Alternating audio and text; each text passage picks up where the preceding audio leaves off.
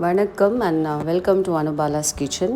Friends, இன்றைக்கி நான் உங்களுக்கு ஒரு ரொம்ப ஈஸியான பட் ரொம்ப டேஸ்டி அண்ட் ரொம்ப மணமான ரசம் ரெசிபி காட்ட போகிறேன். பைனாப்பிள் ரசம். பைனாப்பிள் ரசம் வந்து பிராமின் குவிசனில் ரொம்ப ஃபேமஸ், எஸ்பெஷலி தமிழ் பிராமின் குவிசனில். நீங்கள் கல்யாண வீட்டுக்கெலாம் போனீங்கன்னா கண்டிப்பாக முகூர்த்தமில் வந்து பைனாப்பிள் ரசம் இருக்கும். இல்லாமல் இருக்கிறதுன்றது ரொம்ப ரேர் தான். இப்போ நான் வந்து உங்களுக்கு அந்த ரசம் தான் காட்ட போகிறேன். ஈஸியாக பண்ணலாம். கிச்சனில் இருக்கிற இன்க்ரீடியன்ட்ஸ் தான் தேவைப்படும் பண்ணுறதுக்கு.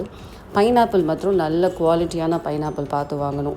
ஸ்வீட்டாக இருக்கணும், அதே சமயம் கொஞ்சம் புளிப்பும் இருக்கணும், நல்ல வாசனை இருக்கணும் பைனாப்பிளில். ஸோ இதுதான் ரொம்ப முக்கியம். ஏன்னா நான் இப்போ உங்களுக்கு காட்ட போகிற ரெசிப்பியில் வந்து எசன்ஸ் ஆட் பண்ண மாட்டேன். கண்டிப்பாக கல்யாண வீட்டிலலாம் ஆட் பண்ணுவாங்க, அந்த அளவுக்கு குவான்டிட்டி பண்ணுறதில்ல. பட் நம்ம வந்து ஆட் பண்ண மாட்டோம். ஸோ அந்த எசன்ஸ் ஆட் பண்ணாமல் பட் அந்த நல்ல மனம் எப்படி வருதுன்றது நான் உங்களுக்கு காட்டுறேன். கண்டிப்பாக வீடியோ ஃபுல்லாக பாருங்கள். வாங்க இப்போ எப்படி பண்ணலான்னு பார்க்கலாம். ஸோ நம்ம முதல்ல புளி தண்ணி கரைச்சிக்கணும். நான் வந்து ஒரு நெல்லிக்காய் அளவு சைஸ் புளி யூஸ் பண்ண போகிறேன் இந்த ரசம் பண்ண. ஆல்ரெடி நான் வந்து ஒரு கப் தண்ணியில் வந்து இந்த நெல்லிக்காய் அளவு சைஸ் புளி ஊற வச்சுருக்கேன், அதை கரைச்சும் வச்சுருக்கேன். இப்போ நம்ம அதை வந்து இதில் ஆட் பண்ண போகிறோம். ஈய பாத்திரம் நான் யூஸ் பண்ணுறேன் ரசம் செய்கிறதுக்கு. இந்த கரைச்சி வச்சுருக்கிற ஒரு கப்பு புளி தண்ணி இப்போ நான் இந்த பாத்திரத்தில் சேர்க்குறேன். அடுத்தது நம்ம இதில் வந்து பொடியாக நறுக்கின அன்னாசி பழம், பைனாப்பிள் ஆட் பண்ணிக்கணும். அதுக்கப்புறம் வந்து ஒரு 1/4 ஸ்பூன் மஞ்சள் பொடி, 1/4 ஸ்பூன் போதும், பருப்புலையும் போட்டிருக்கோம் அதனால் 1/4 ஸ்பூன் போதும். அப்புறம் வந்து ஒரு 2 teaspoon sambar powder, any brand sambar powder இல்லை நீங்கள் ரசம் பவுடர் யூஸ் பண்ணுவீங்கன்னா ரசம் பவுடரும் ஆட் பண்ணிக்கலாம். 2 டீஸ்பூன்ஸ் ஆட் பண்ணிக்கணும். அடுத்து நம்ம உப்பு சேர்க்கணும். உப்பு தேவைக்கு ஏற்ப ஒரு ஸ்பூன் ஆட் பண்ணியிருக்கேன். நெக்ஸ்ட்டு ஒரு 1/2 டீஸ்பூன் வெல்லம் சேர்த்துக்கலாம். நெக்ஸ்ட்டு வந்து 2 தக்காளி ஆட் பண்ணிக்கலாம்.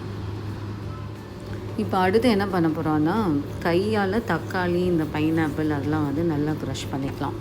அரைச்சும் போடுவாங்க சில பேர், ஆனால் நான் அந்த மாதிரி செய்ய மாட்டேன். நீங்கள் கையால் நல்லா க்ரஷ் பண்ணிக்கிட்டு அதே போதும்.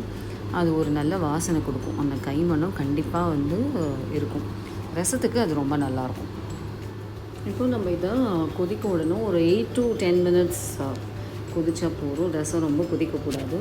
கொஞ்சம் கொத்தமல்லி, கருவேப்பிலை கையாலேயும் நல்லா கிழிச்சு போடுங்க. கத்தியால் கட் பண்ணணுன்னு அவசியம் கிடையாது. அப்படி போட்டாலே போதும். கொஞ்சம் போடுங்க. அதுக்கப்புறம் வந்து இதை மூடி வச்சு குக் பண்ணணும். ரசம் திறந்து குக் பண்ணக்கூடாது. இப்போ நெக்ஸ்ட்டு நான் ஒரு பேன் சூடு பண்ணிக்கிறேன். இதில் நான் வந்து ஒரு 1/2 டீஸ்பூன் மிளகு, அப்புறம் ஒரு 1/2 டீஸ்பூன் ஜீரகம், இது ரெண்டும் வந்து எண்ணெய் வேண்டாம், வெறும் வானலியே வறுத்துக்கணும். வறுத்து பொடி பண்ணிக்கணும். பொடினா மிக்சிலலாம் பண்ண வேண்டாம், நல்லா வந்து அதை க்ரஷ் பண்ணால் போதும், இடிச்சுக்கிட்டா போதும்.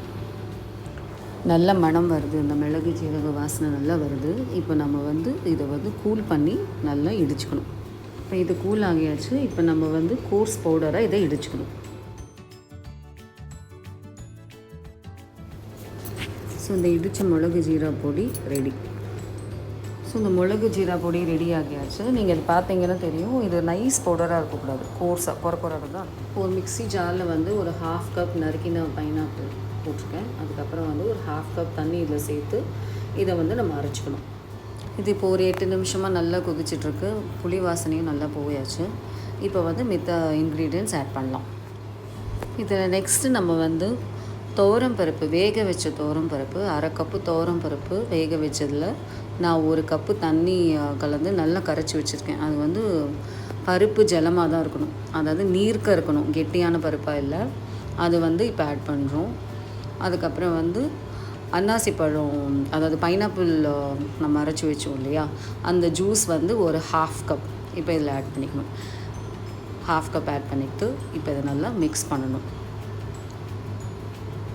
நல்லா கலந்து விட்டுக்கணும். இந்த பருப்பு ஜலம், அதுக்கப்புறம் வந்து இந்த பைனாப்பிள் ஜூஸ் நல்லா கலந்து விட்டுக்கலாம். கொஞ்சம் திக்காக இருக்கிற மாதிரி இருக்குது. ஸோ நம்ம வந்து இன்னும் ஒரு 1/2 கப் வாட்டர் வந்து இதில் சேர்த்துக்கலாம். 1/2 கப் தண்ணி இப்போ ஆட் பண்ணிக்கலாம். தண்ணி ஆட் பண்ணிவிட்டு நல்லா மிக்ஸ் பண்ணணும். மிக்ஸ் பண்ணிவிட்டு உப்பு சரியாக இருக்கான்னு பார்க்கணும், வேணும்னா ஆட் பண்ணிக்கலாம். அதுக்கப்புறம் வந்து ரசம் வந்து ரொம்ப கொதிக்க விடக்கூடாது. அதாவது அது நுரைச்சி வரும் இல்லையா, கொதிக்கிற ஆரம்பிக்கிற ஸ்டேஜ், நுரைச்சி வர சமயத்தில் ஆஃப் பண்ணிடணும். இப்போ பார்த்தீங்கன்னா இந்த ரசம் வந்து நல்லா நுரைக்க ஆரம்பிச்சிடுது, கொதிக்க ஆரம்பிக்கிற ஸ்டேஜ் இது. இந்த ஸ்டேஜில் வந்து நம்ம ஆஃப் பண்ணிடணும். இதுக்கு மேலே ரசம் கொதிச்சதுன்னா வாசனை போயிடும். இப்போ வந்து இதுக்கு தாளிப்பு என்னன்னு பார்க்கலாம். ரசத்துக்கு தாளிக்க நெய் தான் யூஸ் பண்ணணும். 1 ஸ்பூன் நெய் இப்போ இதில் சூடு பண்ணுறேன் நான். இப்போ சூடான நெய்யில் 1 டீஸ்பூன் கடுகு போட்டாச்சு. கடுகு வெடிக்கிறது, சீரகம் 1 டீஸ்பூன், அதுக்கப்புறம் வந்து ஒரு 1/2 டீஸ்பூன் மிளகு ஜீரக பொடி, நம்ம பொடிச்சு வச்சோம் இல்லையா, க்ரஷ் பண்ணி வச்சோமே, அந்த மிளகு ஜீரக பொடி 1/2 டீஸ்பூன்.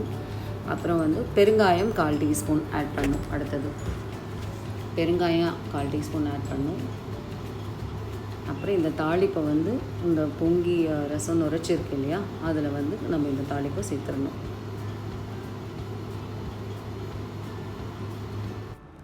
ஸோ ஃப்ரெண்ட்ஸ், இந்த பைனாப்பிள் ரசம் ஆல்மோஸ்ட் ரெடி தான். ஜஸ்ட் ஒரு லாஸ்ட் ஸ்டெப் இருக்குது. அது என்னென்னா, நம்ம ஃபஸ்ட்டு ஒரு 1/2 கப் பைனாப்பிள் ஜூஸ் தான் இதில் ஆட் பண்ணோம். மீதி இருக்கிற 1/2 கப் ஜூஸை வந்து இப்போ ஆட் பண்ணிக்கலாம். 1/2 கப் ஆட் பண்ணுங்கள். அப்புறம் வந்து ஒரு 2 டேபிள் ஸ்பூன்ஸ் பைனாப்பிள் பொடியாக நறுக்கினது, அதையும் ஆட் பண்ணுறோம். இது ரெண்டும் நம்ம ஏன் செய்கிறோன்னா, நம்ம பைனாப்பிள் எசன்ஸ் எதுவும் சேர்க்கலை இதில். அதனால் அந்த மணம் வரத்துக்கு, பைனாப்பிள் மணம் வரத்துக்காக இது லாஸ்ட்டாக ஆட் பண்ணுறோம்.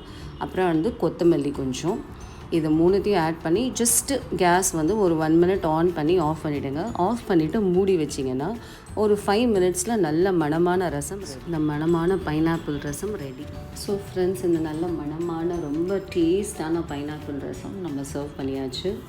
நல்ல சூடான சாதத்தில் நெய், உருக்கின நெய் போட்டு இந்த ரசம் போட்டு சாப்பிட்டிங்கன்னா ரொம்ப நல்லாயிருக்கும். சிம்பிள் டு மேக் தான்.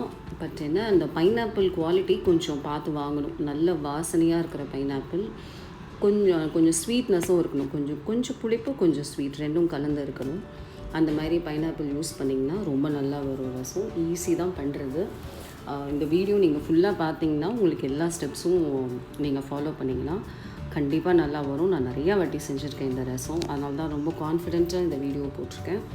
ரொம்ப நல்லா வரும். கண்டிப்பாக எல்லோரும் என்ஜாய் பண்ணுவாங்க.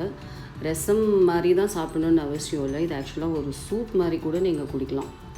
அது அவ்வளோ டேஸ்டியாக இருக்கும். ஒரு அப்பிடைசராகவே நீங்கள் இதை சாப்பிட்டுக்கலாம். ஸோ கண்டிப்பாக ட்ரை பண்ணுங்கள். அண்ட் எனக்கு ஒரு ஃபீட்பேக் கொடுங்க என் சேனலில். என்னோடய சேனலுக்கு சப்ஸ்கிரைப் பண்ணுங்கள்.